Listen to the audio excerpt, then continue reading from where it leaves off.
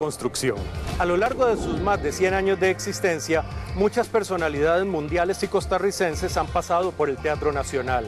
Aquí se ha presentado La Pavlova, aquí vino Jacinto Benavente, aquí vino Gabriela Mistral, más recientemente lo han visitado Vargas Llosa, ha tenido visitas de presidentes de los Estados Unidos, Kennedy, Clinton, Reagan. Durante gran parte de la historia del teatro, se consideró que los fondos empleados para construirlo provenían de un sector que en realidad no había sido el verdadero financista de la obra. Durante muchísimos años, casi un siglo, se ha creído que al Teatro Nacional lo construyeron los cafetaleros, que fue construido con dinero de los cafetaleros. Pero eso es una mentira. Al Teatro Nacional lo construyó el pueblo costarricense con sus fondos porque ocurrió lo siguiente. En 1890, una vez que ya se tenía el plan para que se construyera un teatro nacional, un decreto pone un impuesto al café. Ese impuesto dio unas sumas mínimas que no alcanzaron para la construcción de tan magno edificio. Cuando se dieron cuenta de la enormidad del presupuesto necesario, no eran suficientes solamente con el apoyo de los cafetaleros, entonces llegaron al punto de desarrollar un impuesto a las exportaciones y las importaciones. Y con este impuesto lograron terminar el teatro. Es muy importante destacar esto, porque el teatro fue construido no con la plata de una élite, sino con la plata de todos los costarricenses. Cuando el Teatro Nacional fue inaugurado, la ciudad de San José ya se perfilaba como un centro urbano de gran importancia cultural.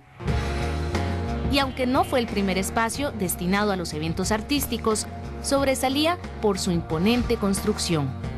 El concepto fue crear un teatro neoclásico basado sobre los teatros de ópera de Europa. 7 años dura la construcción del teatro. En esa época era muy difícil porque venían las piezas, las traían en barco. Traen las partes, sobre todo las metálicas, lámparas de Bélgica, traen las esculturas de Italia. La mayoría de las pinturas eran pintadas en Italia y traído acá por Aleardo Villa, que es un gran muralista de este periodo de Italia. Y muchos de los murales que eran pintados aquí en Costa Rica eran pintados por Paulo Serra, también italiano, que vino a Costa Rica.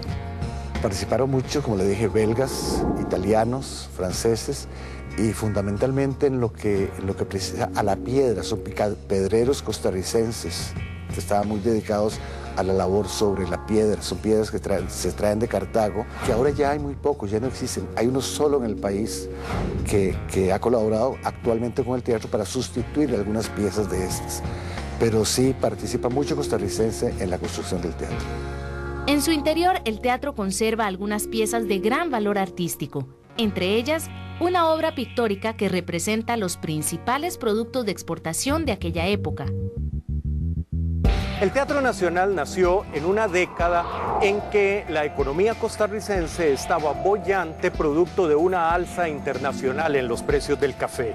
El Teatro Nacional tiene muchísimos detalles que hacen homenaje al café como un producto nacional importante. Se pueden encontrar detalles del café en aplicaciones, en ramas que lo decoran, y especialmente hay una pintura que es una gran alegoría al café y al banano.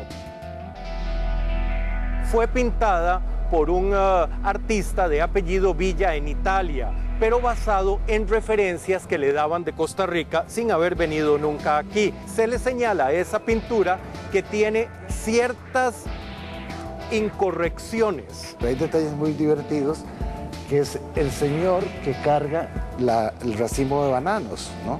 Se cargan para abajo y él está al revés. Si él se cargara el racimo de bananos, como lo tiene él, se abrirían y se caerían. Las mujeres de la pintura están todas trajeadas a la usanza española y parecen sevillanas.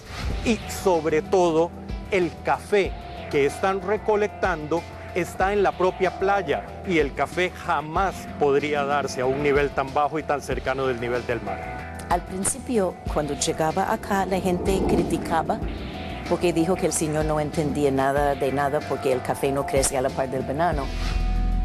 Pero es una alegoría y siempre explicamos a la gente cuando viene al teatro que una alegoría es algo simbólico. Eran en esta época las dos principales exportaciones de Costa Rica y nuestra economía era basada sobre la exportación de estos dos productos. En un momento se hizo la pintura en un billete de 5 colones. Entonces circuló y todo el mundo conocía. Bueno, preguntaban, ¿qué es esto? ¿Qué es esta pintura que está? ¿O es la pintura que está en el Teatro Nacional? Ese es el billete. Justamente que ahora es como un souvenir que el teatro vende, que lleva a la gente como un recuerdo del teatro. El Teatro Nacional de San José mantiene el esplendor de sus primeros tiempos y los curiosos detalles de su diseño interior, convirtiéndose en uno de los grandes orgullos de los habitantes de la ciudad. Yo creo que el gran secreto del Teatro Nacional es, a pesar de la sensación de que es un palacio, es un lugar usado, es un lugar amado y es un lugar abierto a todo el mundo. El Teatro Nacional tiene un significado muy grande para los costarricenses. Nació para satisfacción de una élite, pero aún así logró ir permeando en diferentes capas, especialmente metropolitanas, y es uno de los edificios más queridos, más reconocidos y más representativos de nuestra cultura nacional. Hay algunos pueblos vecinos que señalan que en Costa Rica no hacemos revoluciones por temor a quebrar los ventanales del Teatro Nacional.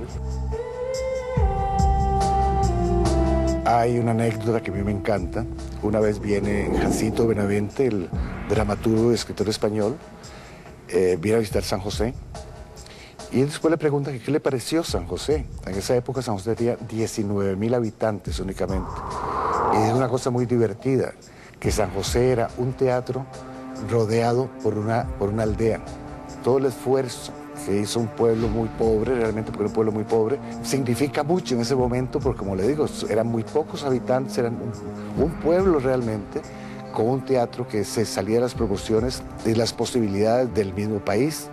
Por eso es un reconocimiento al pueblo costarricense que con gran esfuerzo construye el Teatro Nacional.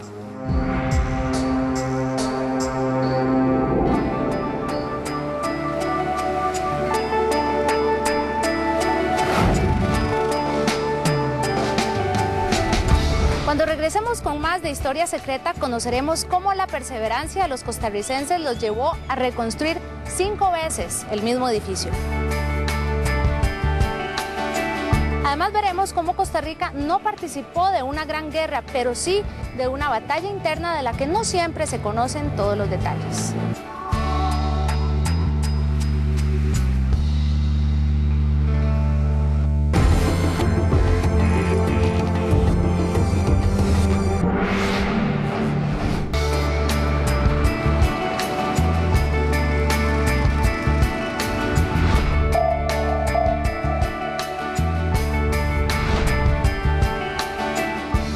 Nos encontramos frente a las ruinas de Cartago, un predio que conserva los vestigios de una sorprendente historia edilicia que demuestra cómo, en ocasiones, profundas creencias religiosas sobreviven a las peores catástrofes naturales.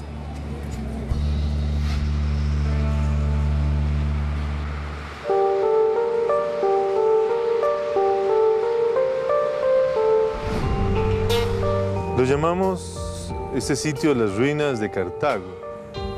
Se dicen ruinas, aunque realmente se trata de un edificio que quedó a medio concluir. Son las ruinas de la parroquia de Santiago Apóstol y realmente ocupan el centro de la ciudad de Cartago. El templo es estilo neoclásico, tiene arco de medio punto, tiene falsas columnas, parecido a los templos que se edificaron en Europa en fines del siglo XVIII y parte del siglo XIX. Estas ruinas se encuentran en el mismo lugar donde había sido edificada la primera parroquia que los españoles, como era la costumbre, construyeron al fundar la ciudad. De acuerdo a la tradición española, se trazaba la ciudad con una plaza central, que es la que está frente a este templo, y al lado este de esa plaza, el terreno para la iglesia. Era un pequeño ranchito de paja. Era una ciudad sumamente pobre, un pueblo sumamente pobre. A veces resulta paradójico que lo hayan llamado Costa Rica. La primera iglesia fue construida de madera y paja. pero fuertes tormentas la derribaron. La segunda fue hecha con tierra y adobe, pero tampoco pudo sobrevivir a las intensas lluvias que se dan en esta región. Con los años y con los siglos, la iglesia fue sustituida poco a poco por otras construcciones, muchas de ellas todavía de paja, y alguna vez empezaron a construir una iglesia que es la anterior a esta. Es una iglesia de cal y canto, de muros de barro con piedras, ¿verdad? En esta iglesia se desarrolló el culto y tuvo lugar todo lo que se relacionaba con el desarrollo de la iglesia. Con los años, aquella iglesia de cal y canto sufrió los embates de un terremoto en el año de 1841, que se llama el terremoto de San Antolín, y parece ser que la iglesia no quedó demasiado deteriorada. A pesar de ello, era pequeñita y los cartagos decidieron hacer un edificio memorable. La construcción de este edificio comenzó con gran ímpetu, pero con el paso del tiempo y por lo costoso de la obra, se fue perdiendo ese entusiasmo inicial. Y por esas cosas de la vida y por la desidia y la falta de entusiasmo, se alargó mucho la construcción. Realmente, cuando el obispo Storck, hacia 1904, regañó a los cartagos y le dijo qué pasó con la parroquia, ellos retomaron la idea y una serie de personajes asumieron la responsabilidad y comenzaron a levantar las paredes de este edificio. Muy poco tiempo faltaba para inaugurar la obra, pero sucedió un hecho que no estaba en los planes de los protagonistas. Una catástrofe natural terminó con el sueño de finalizar la construcción de este gran edificio. El 4 de mayo de 1910 hubo un gran terremoto de por ahí 7 a 7.9 de la escala Richter. El terremoto dejó la ciudad completamente destruida. El edificio este colapsó un poco. Creo que podrán ver un poco las piedras movidas. El templo quedó, según algunos historiadores, muy mal. Otros dicen que no estaba tan mal y que podría haberse reedificado. Quizá por el miedo, quizá por la tristeza, quizá por la depresión que se produce con un terremoto, quizá por la sensación de que las cosas ya no iban a ser nunca más como eran, el edificio fue abandonado. La parroquia se había pasado a la iglesia de San Nicolás, que hoy día es la Catedral de Cartago, y las ruinas siguieron en su testimonio permanente de una cosa que quedó sencillamente sin concluir.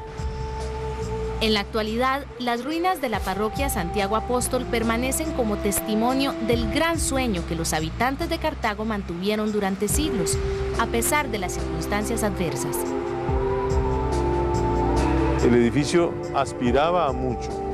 El edificio es uno de los 3 edificios de piedra que hay en Costa Rica. Realmente es un perpetuarse en la historia. Un edificio de piedra solo lo tienen aquellos pueblos que logran en su historia permanecer.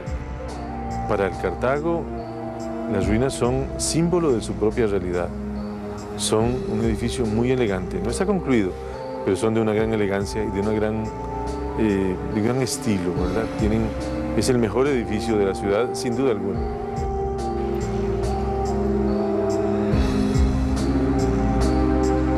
Las ruinas de Cartago permanecen como testimonio de la gran importancia económica y política que tuvo este lugar durante la época colonial.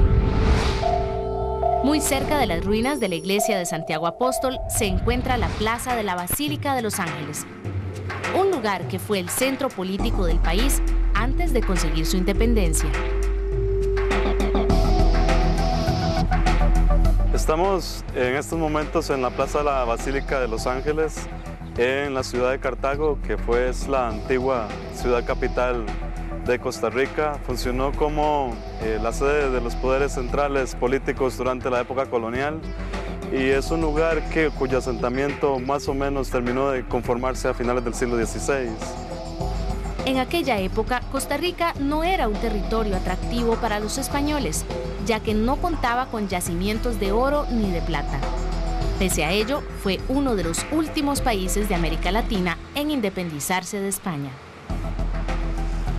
La Capitanía General de Guatemala estaba dividida en secciones.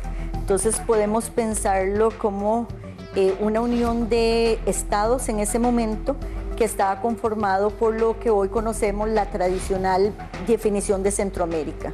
Y estaba la Diputación de León, a la que correspondía Costa Rica y Nicaragua.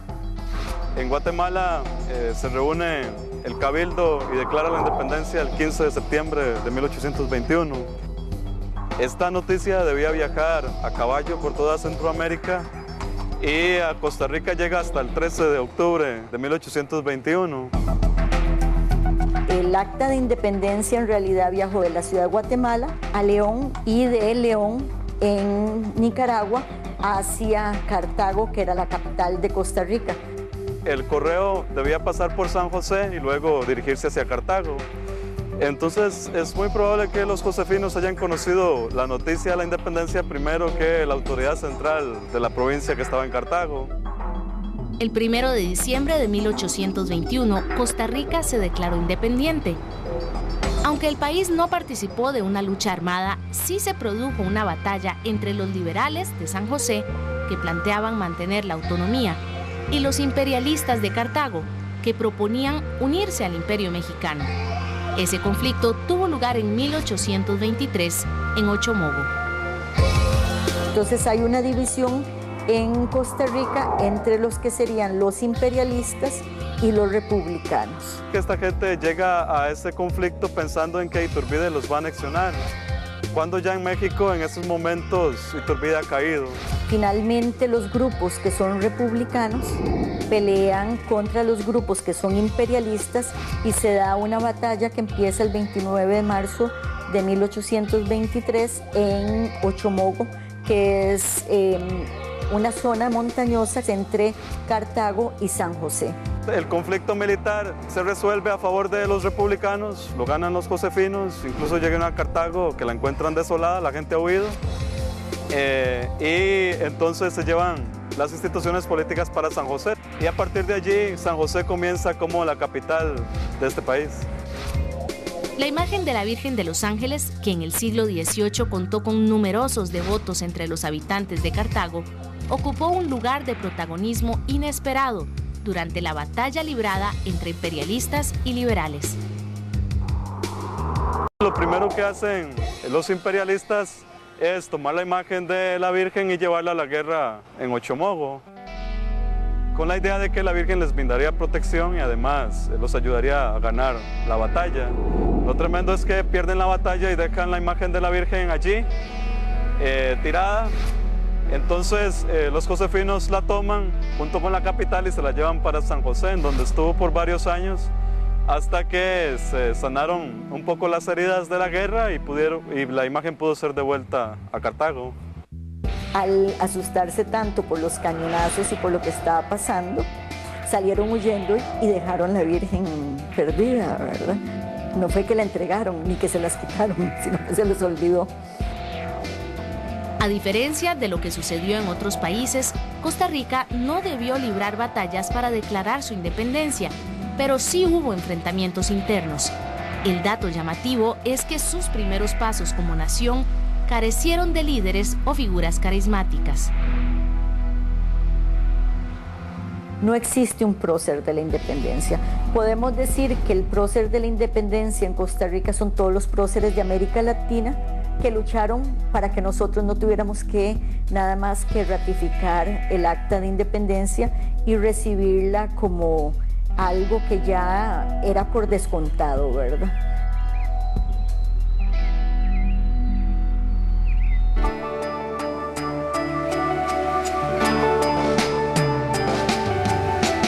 Más adelante descubriremos una serie de piezas arqueológicas que esconden grandes enigmas. Además visitaremos un sitio habitado por una civilización aún más misteriosa que el Imperio Maya.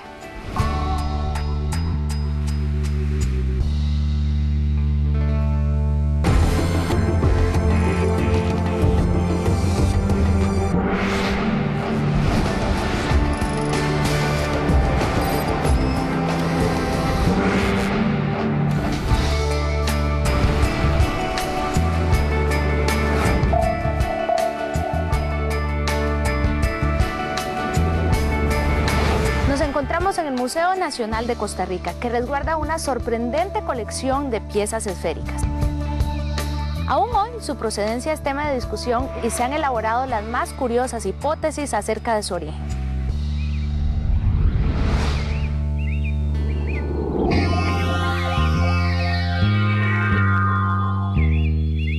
Costa Rica, en la parte arqueológica, es muy famoso por la presencia de estos artefactos que son muy singulares. Estas esferas de piedra fueron realizadas por indígenas de la zona sureste de Costa Rica. Más o menos empezaron a fabricarse alrededor de unos 300 años después de Cristo, pero la máxima producción se da entre el 800 y el 1500. Una de las características más sorprendentes de las esferas es que difiere completamente del clásico arte precolombino, que generalmente representa figuras de plantas, animales y personas. Se reportan desde años atrás, desde principios de siglo, prácticamente del siglo XX estamos hablando, ¿verdad?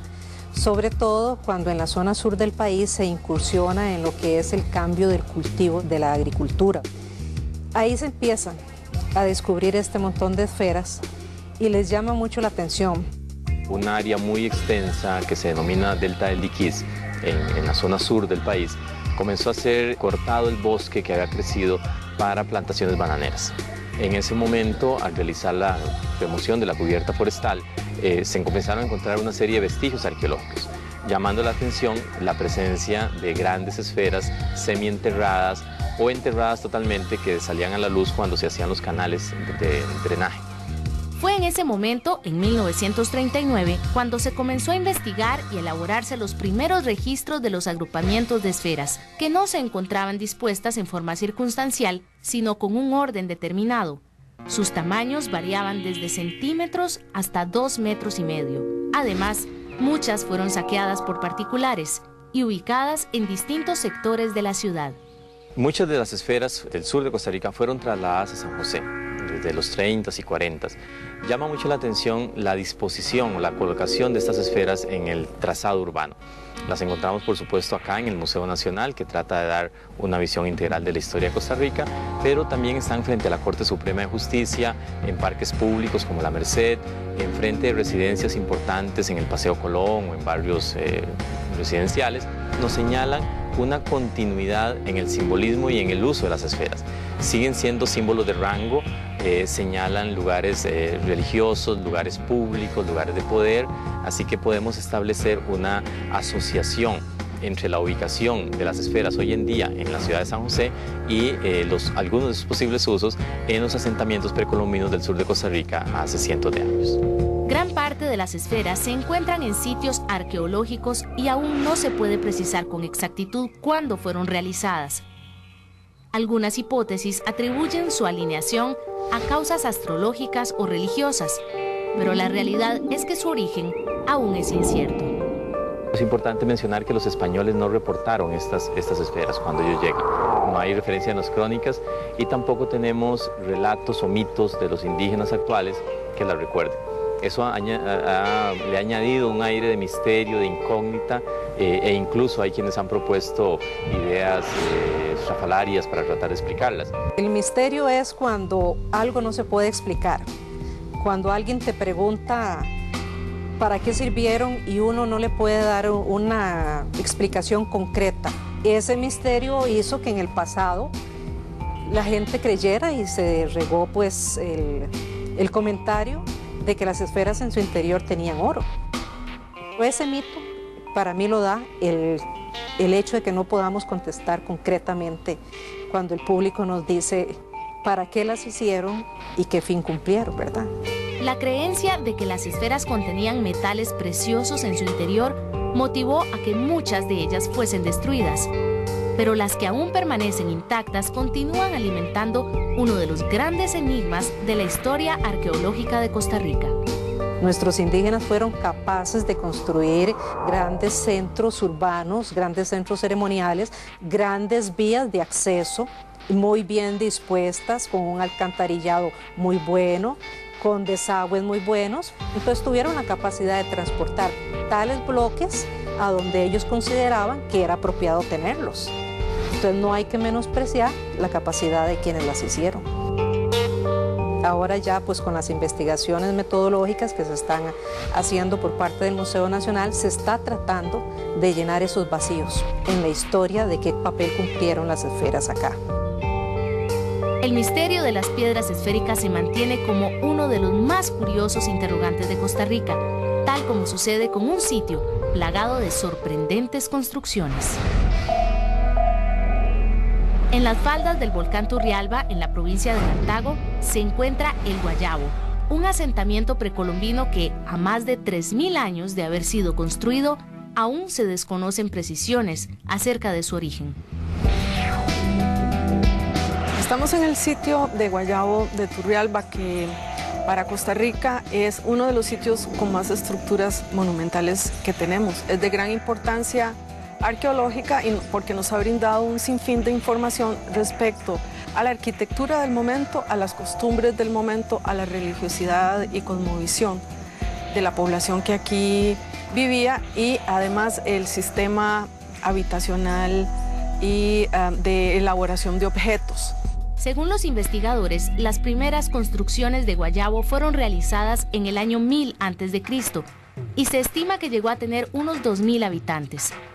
De este sitio se destacan los acueductos que los indígenas construyeron para solucionar uno de los grandes problemas que padecían en esta región. Uno de los problemas a resolver que tenían los indígenas era el problema de agua, de cómo canalizar las aguas llovidas, las aguas nacidas, etcétera, etcétera. Entonces los indígenas lo que hicieron fue construir estos enormes puentes y estos acueductos abiertos para drenar el agua hacia afuera de la ciudad. Este tanque es abastecido por agua potable, que es traída desde las montañas en las partes altas del sitio y traído mediante un sistema de acueductos subterráneos que llevan el agua desde las nacientes hasta el tanque de almacenamiento. A este lugar llegaban los indígenas que vivían en la zona periférica a este tanque para abastecerse de agua potable. Estos acueductos han estado funcionando desde su construcción más o menos en el año 300 a.C. hasta la fecha, o sea que tienen más de 2000 años de antigüedad. Otro de los elementos característicos de Guayabo son sus típicas estructuras circulares. Estos montículos abundan en el sitio y hasta el día de hoy se llevan descubiertos más de 40. Cada uno de ellos es el cimiento de una casa. La idea de estos muros de piedra que se observan son para evitar la humedad. Recordemos que aquí llueve 300 días al año. Son por lo menos 10 a 11 meses al año en que llueve mucho, entonces los indígenas construyeron estos muros para evitar que la humedad penetrara la vivienda. En cada uno de estos montículos vivían entre 20 y hasta 50 personas. Solo en esta región del mundo se da este tipo de estructuras arqueológicas. Uno de los elementos artísticos más valiosos del sitio de Guayabo son sus petroglifos, ¿verdad? Como este que tenemos acá.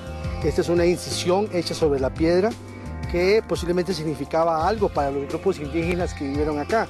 Desafortunadamente ya no sabemos qué significan y casualmente esa es la parte más difícil de la interpretación arqueológica, que son símbolos, que así como nosotros tenemos símbolos ahora que significan algo para nuestra sociedad, posiblemente para ellos también.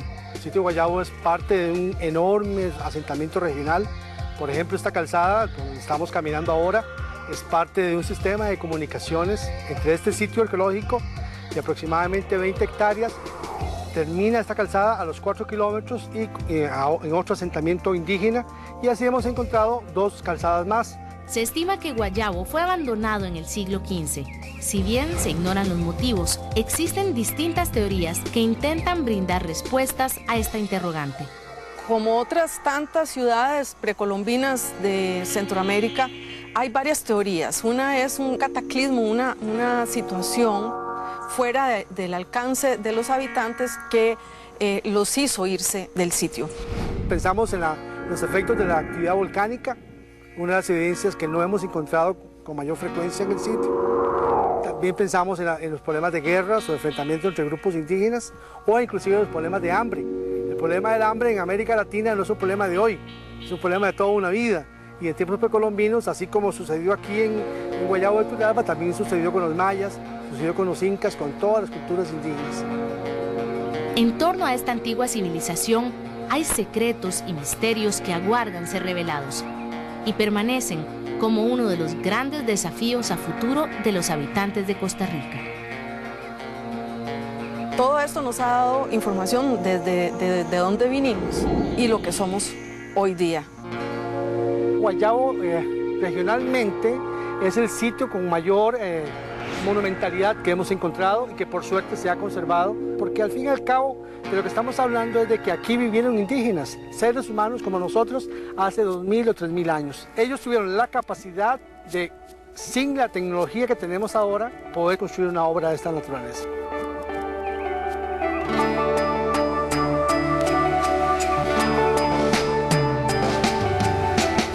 Al volver develaremos los misterios ocultos detrás de la historia de un mandatario que no siempre fue precisamente lo que parecía. Además descubriremos cómo una cultura afro llegó a ser parte de la idiosincrasia tica.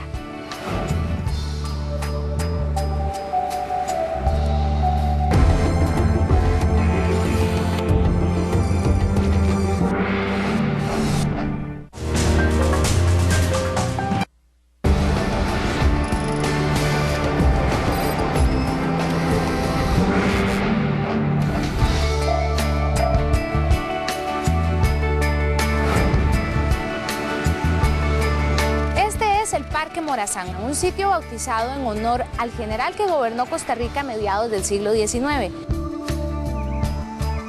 Lo que pocos saben es cómo inició verdaderamente su mandato y qué circunstancias provocaron el final de sus días.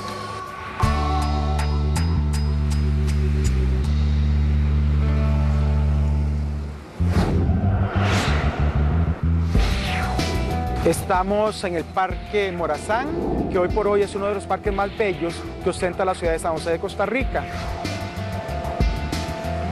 Es un parque muy amplio, es un parque con muy buenas áreas verdes, es un parque que ofrece un conjunto arquitectónico especial dentro de una área metropolitana sumamente saturada. Francisco Morazán nació en Tegucigalpa en el año 1792. Inició su carrera política en Honduras, donde llegó a ser primer mandatario, y luego alcanzó la presidencia de la Federación Centroamericana, que además de su país, incluía a Guatemala y Costa Rica. A finalizar la década de 1820, salía a flote la discusión de que es necesario o reformar o disolver la República Federal. Los diferentes estados emitieron cada uno sus respectivos decretos diciendo que se iban a separar de la República Federal Centroamericana. De manera que entonces sale exiliado y luego llamado por un grupo de costarricenses que estaban disgustados con el gobierno de Braulio Carrillo, que había sido jefe de Estado desde 1838. Carrillo contaba con una fuerte oposición entre algunas familias influyentes del país que estaban en contra de sus medidas de gobierno. Estos sectores decidieron convocar a Morazán, quien era famoso por las batallas que había ganado en defensa de la Federación Centroamericana. El general Morazán va a ser muy bien recibido por la élite cartaginesa, no solo por lo que significa políticamente, sino porque Costa Rica y sobre todo Cartago le está dando el apoyo a un general que saben que tiene amplios triunfos, que es recibido con características de héroe. En Morazán, Carrillo veía un enemigo, no solo por el asunto de la federación, sino porque para Carrillo, Morazán era un enemigo de que la capitalía de Costa Rica se centrara en San José. Justamente eso es lo que querían los enemigos de Carrillo. Carrillo ordenó al general Vicente Villaseñor dirigirse al mando de una tropa de 700 hombres a combatir la invasión de Morazán. Pero el enviado depuso las armas y se unió a quien fue nombrado como nuevo jefe de Estado de Costa Rica, tras firmar el Pacto del Jocote. La traición de Villaseñor acelera la caída de Carrillo y por eso se exilia. Realmente entre la toma de San José y el exilio de Carrillo, digamos que son eventos que se realizan simultáneamente, ¿verdad? Después del Pacto del Jocote, Morazán toma el poder desde abril de 1842 hasta el 15 de septiembre del mismo año, de 1842. A poco de haber asumido, se encontró con dificultades y oposiciones a sus actos de gobierno, ocasionadas por los mismos que lo habían convocado a tomar el poder. Algunas de las personas que habían firmado el Pacto del Jocote, que lo habían apoyado, se convirtieron en sus opositores, ya avanzando el tiempo. Y el 15 de septiembre decidieron que ese mismo día iba a ser fusilado. Estamos en la esquina suroeste del Parque Central de San José. Aquí la noche del 15 de septiembre de 1842, fue fusilado el general Morazán. Es una historia oculta porque no hay ni siquiera una placa conmemorativa para la muerte del general. Estamos ante el busto que ha sido erigido en este parque a la memoria del general Morazán. Pueden ustedes contemplar un busto que, digamos, no tiene las dimensiones históricas del héroe.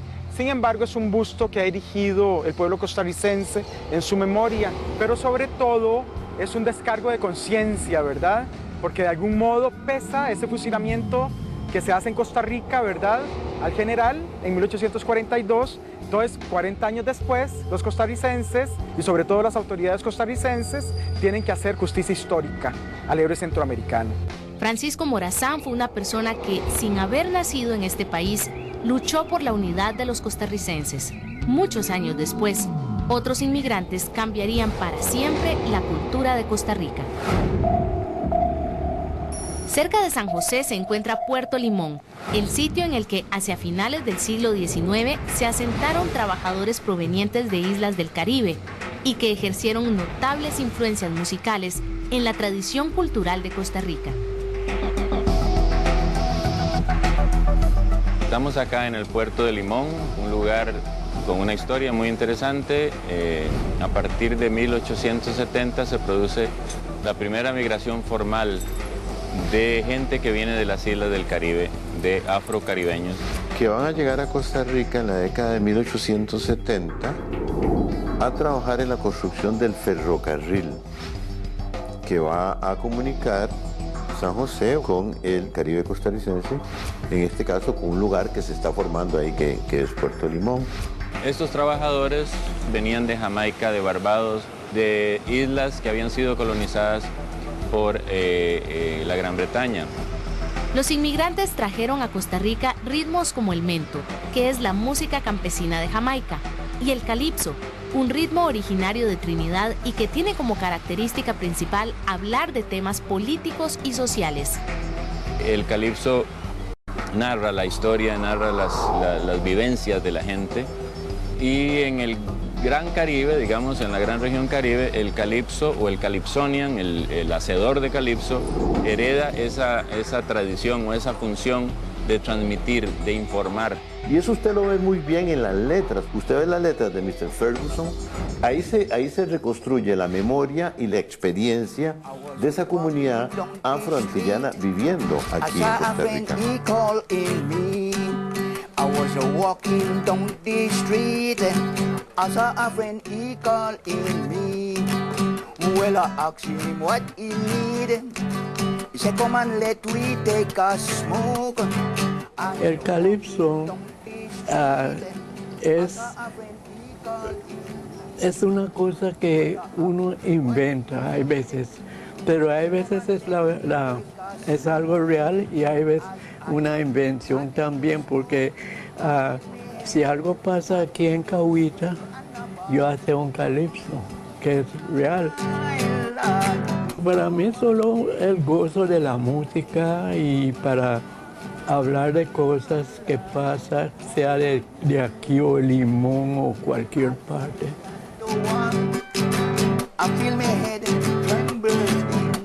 En palabras sumamente simples, por así decirlo, se retrata y se reconstruye el mundo que ellos viven y las relaciones que ellas tienen con ese mundo, hacia afuera y con la sociedad y el Estado costarricense. A través del tiempo, el calipso limonense adaptó las temáticas originales a los distintos intereses de los compositores, que se fueron modificando al igual que los instrumentos empleados para interpretarlo. En el calipso, ¿verdad?, hay una mezcla de instrumentos que son propiamente instrumentos, como puede ser el banjo, ¿verdad?, con instrumentos más o menos hechizos, que son adaptaciones de instrumentos que vienen de África, que fueron adaptados a la realidad y al ambiente del Caribe. Existe también históricamente una relación importante entre Limón y la ciudad de Nueva Orleans en Estados Unidos. Todo el ir y venir de los barcos bananeros llevaba y traía, ¿no? Entonces, instrumentos que se tocaban allá, la población negra de Nueva Orleans tocaba instrumentos como el banjo, que se integra a la ejecución del calipso en Limón.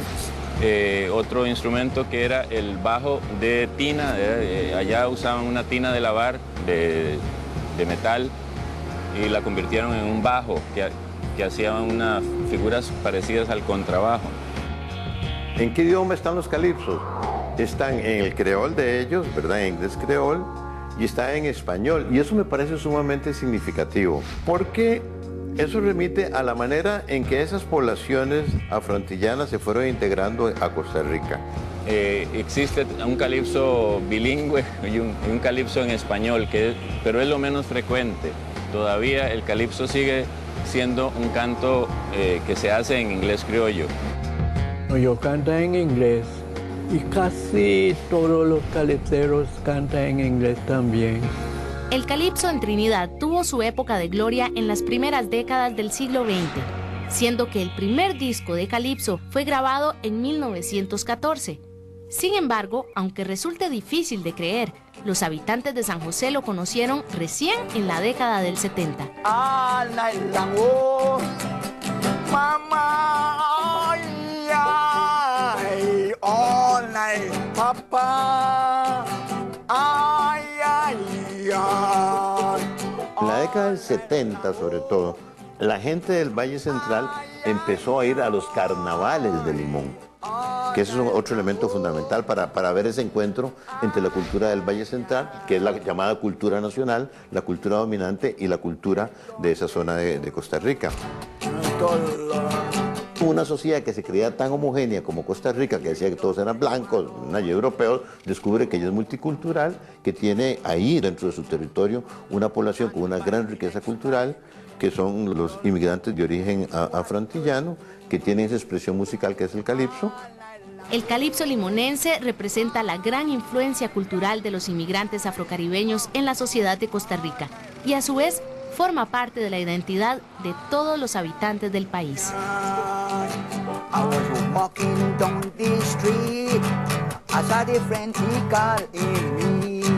El calipso y el calipsonian es un campesino, por así decirlo, o una persona de un barrio popular de Limón sumamente cosmopolita. Calipso es como un libro musical, se puede leer, entre comillas, la historia del pueblo afrocaribeño, afrolimonense, a través de sus cantos llamados calipsos. Bring back my baby for me. Thank you, man.